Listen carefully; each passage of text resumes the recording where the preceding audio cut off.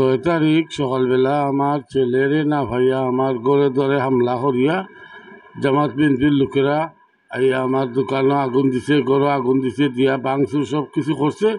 এগুলার আমি বিচার চাই,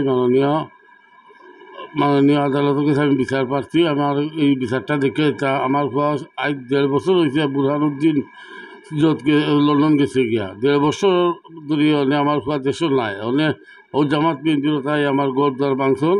আমি ওটা আপনার কাছে বিচার চাইলাম, আমি সাংবাদিক ভাই কাছে বিচার চাইলাম। আপনারা আমার ওটা বিচার করিয়া দেখে দেখুন।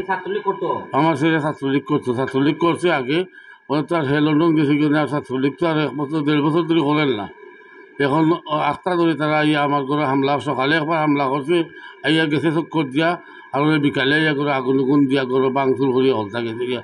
আমার নিঃস্ব করে লিখছে সব কিছু, আমার ডাকাতি করিয়া সবটা লইয়া গেছে গিয়া, মানে আমার কিচ্ছু রয়েছে না করো।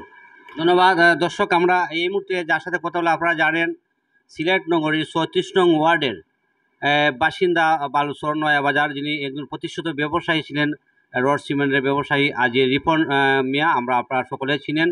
এই লোকটি আসলে আপনারা যে আপনারা জানেন, গত 5ই আগস্টে যে শেখ হাসিনা যখন দেশ ছেড়ে চলে যান, আসলে এই মুহূর্তে পরের দিন 6 তারিখ বোধহয় ওনার বাসাতে দুর্বৃত্তরা হামলা করেছে, এবং সন্ধ্যার সময় বারবার দফায় ওনার বাসায় হামলা করেছে। আমরা কথা বলার চেষ্টা করবো, অনেক সাথে কথা বলেছি যে এই দুর্বৃত্তরা কেন, যে আপনারা জানেন যে আজ রিপন মিয়া ওনার যে ব্যবসা প্রতিষ্ঠান সহ ওনার বাসায় আগুন জ্বালিয়ে দিয়েছে, ওনার অনেক ক্ষয়ক্ষতি হয়েছে। আমরা শেষ পর্যায়ে আপনাকে জানাই।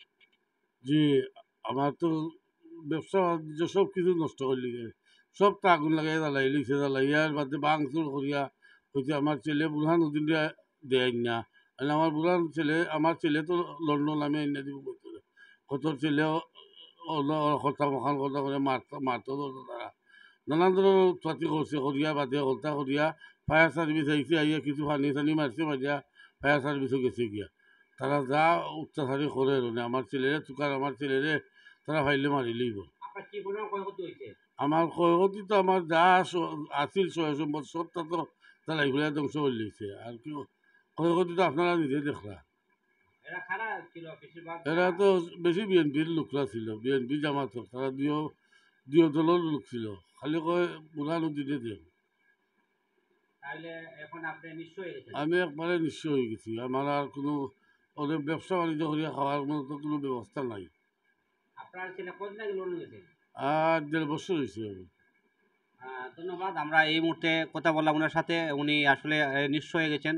ওনার ব্যবসা প্রতিষ্ঠান গড় দোয়ার অনেকে আসলে যে ক্ষয়ক্ষতি হয়েছে তা উনি জানিয়েছেন যে আসলে উনি বর্তমান যে প্রেক্ষাপটে আসলে যারা দেশ পরিচালনা করছেন প্রধান উপদেষ্টার কাছে উনি বিচার চেয়েছেন, এবং আমি বিচার চাইলাম আমার প্রধান উপদেষ্টা আমার সঠিক বিচার করে দেখা ওগুলো তারা দেখার লাগে আমি অপেক্ষাতে আছি যে তারা দেখুক। আমি কিচ্ছু করাইবার মতো ক্ষমতা নাই যে আমি খাম করাই মনে, আমার কোনো টাকা পয়সা নাই, আমার সব কিছু শেষ হয়ে গেছে।